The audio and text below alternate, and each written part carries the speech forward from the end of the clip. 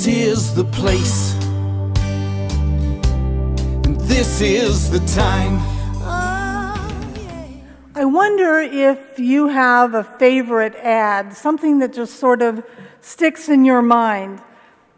Perhaps some of you remember Where's the Beef? You may not have ever eaten a Wendy's, but you remember Where's the Beef?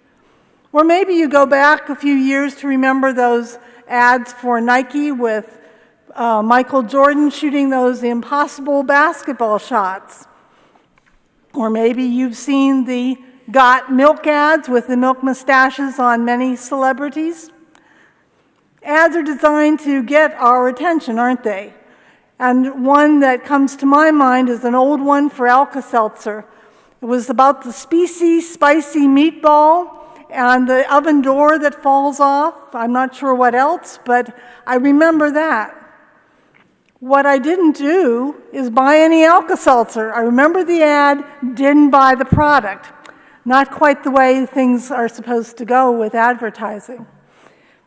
Well, our Old Testament story this morning has a bit of that in it. It's talking about God getting our attention, or at least Moses' attention.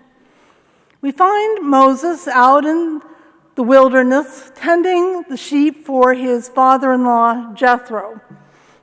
He is miles and years away from his family who brought him up, even more miles and more years away from Pharaoh's court where he was raised by the princess of Egypt. He is tending his sheep, and all of a sudden he spies something. Now it's right there in his path, but he sees something over in the distance, and he feels like he needs to go take a look at this. Now our text tells us that there was an angel in this flame, but we focus on a bush that's burning but not consumed. So Moses makes a choice.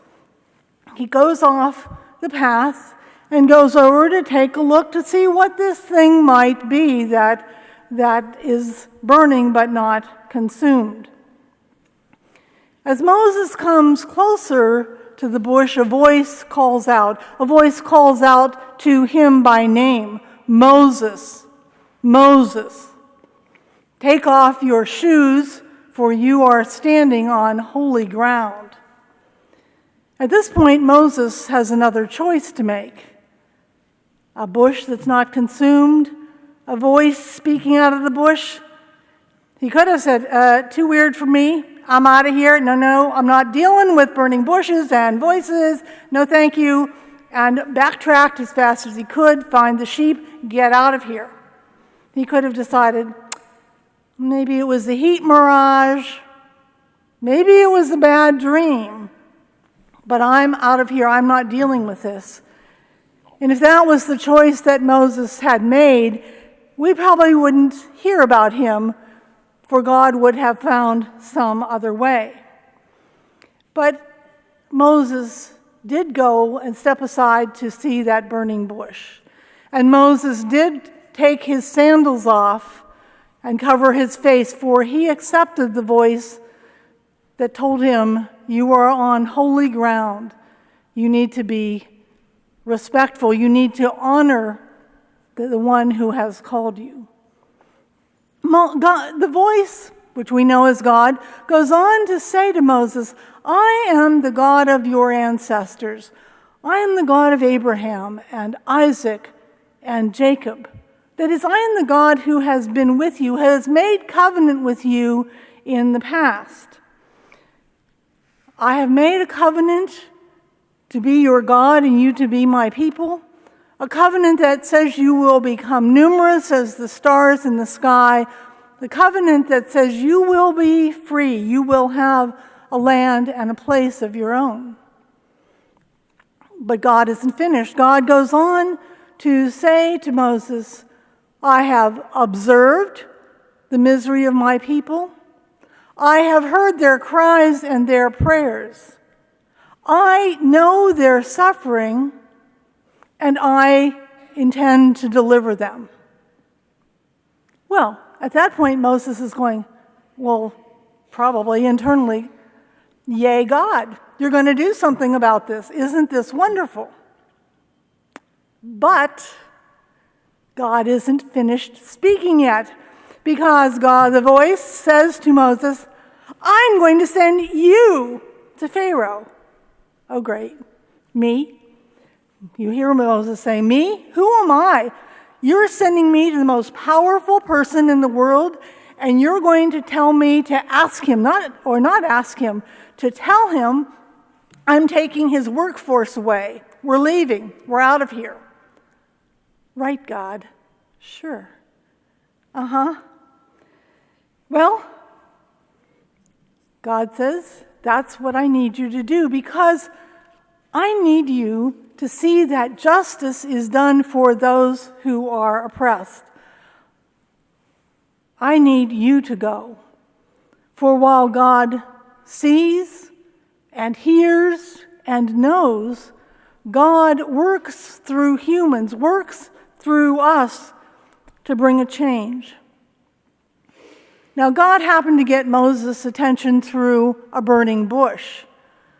But I would bet that everyone in this room has had some experience with the divine getting your attention. It may not have been through a burning bush.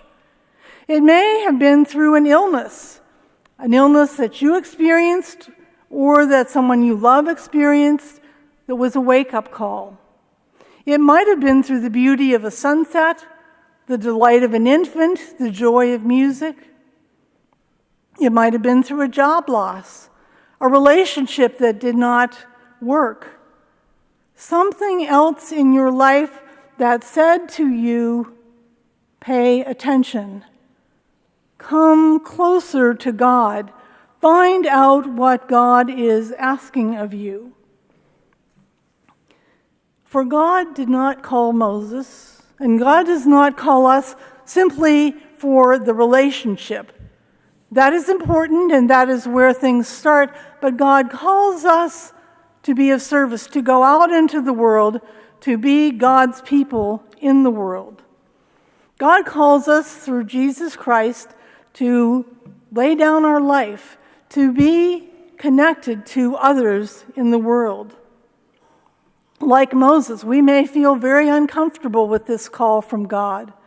We may feel insecure, uncertain, out of our comfort zone, and yet, if we are listening, we sense that God keeps nudging us toward some place, toward some action that we need to do on behalf of others for God. I believe that God still hears those cries today. I believe God hears those cries from the people in Ferguson, Missouri, who are suffering with racism, and for all who are dealing with the ill effects of racism in this system. I believe God hears the cries of those immigrant children who were sent here by their parents for freedom, who are being sent back to their countries to be killed. I think God hears those cries. I think God hears the cries of people caught in the human trafficking system, people who are enslaved by that. And I think God works through places like the Renee Jones Center, which we support, to do something about that injustice. I believe that God hears the cries of the hungry all over the world. I believe God suffers with, knows what happens to children who are malnourished. And God asks humans to do something about that. Yes, bringing cans to the hunger center is a start, but God asks us to do more. God asks us to be involved in changing systems that keep people hungry. We brought our letters this morning to our congresspeople asking for some changes on behalf of the hungry. But we know that one letter, important as it is not enough. It needs us, as God's disciples, to be involved in helping to change those systems. We can think of many other people who are crying to God, who are oppressed, whom God hears, who God needs us to do something about. God hears the cries of those who are lonely and sick God hears the cries of those who are afflicted with mental illness or addiction, and God invites us to act. Now, each of us hears God nudging us in different ways, but God does invite us to reach out and be of service to others. Think about what God did for Moses. God asked Moses to act, but Moses was not unprepared. In fact, he may have been the only person who could have done what was needed for the Israelites. He was born into an Israelite family. Although his mother defied Pharaoh, he was found by the princess of Egypt. He was taken home to be weaned. So he heard about the God of Abraham, Isaac, and Jacob. But then he also spent years growing up in Pharaoh's court. He understood that court. He knew who was in power, what needed to be said and done. He was uniquely prepared. Doesn't mean he wasn't scared. Doesn't mean that after 40 years in the wilderness he was wondering about all of that. For remember, why was Moses in the wilderness? Moses' sense of injustice got the better of him. Moses' sense of injustice rose up in him when he saw an Egyptian kill an Israelite, and so he killed the Egyptian and then fled. So he knew what it was to be on the run. He knew what it was to live in the seat of power. But he also knew that there was a God who was greater than all the pharaohs in the world, the God who had made a covenant with God's people. Now, Moses may not have been aware of all of the events. All of these events were getting him ready for something else in his life. And I think that happens with you and I. Things happen to us, and we eventually look back and we say to ourselves, that's what God had in mind. That's how God was getting me ready for this thing I am about to do. Each one of you this morning had a decision to make, and you who are here made the decision to come here. You could have made a decision to stay in bed, couldn't you? Some of you could have, anyhow. Or to stay home with the newspaper, go to the air show, go to Cedar Point, be any place but here. But you made that decision to come here to be in God's presence with God's people. And now God asks more of you. God asks that now that you have come and worshiped and acknowledged God, to be ready to go out into the world to serve. God has asked all of us to fight against some injustice, and God has given each of us unique tools to do that. So I invite you today to look back on your life, see where God might be calling you now and how God has helped you get ready.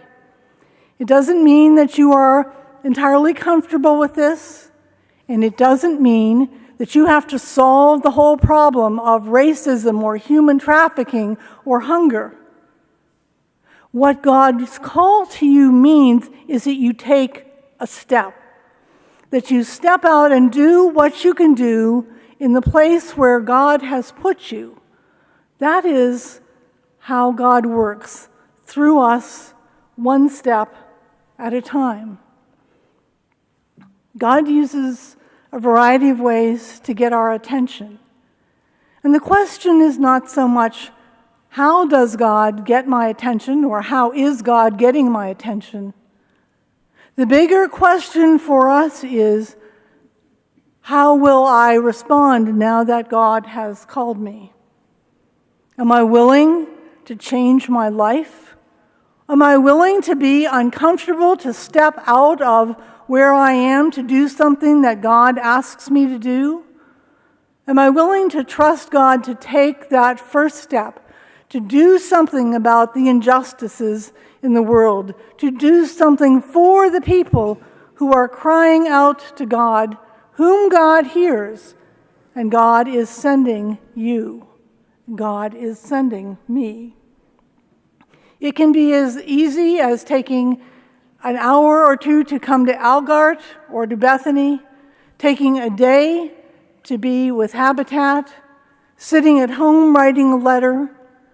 What God asks is that we respond in faith, that we step out, and we hear always in our head the promise that God will be with us, that nothing in the whole creation will separate us from the love of God as we act as Christ's disciples. Go with God. This is the time. This is the time. This is the place. Hallelujah. This is the time.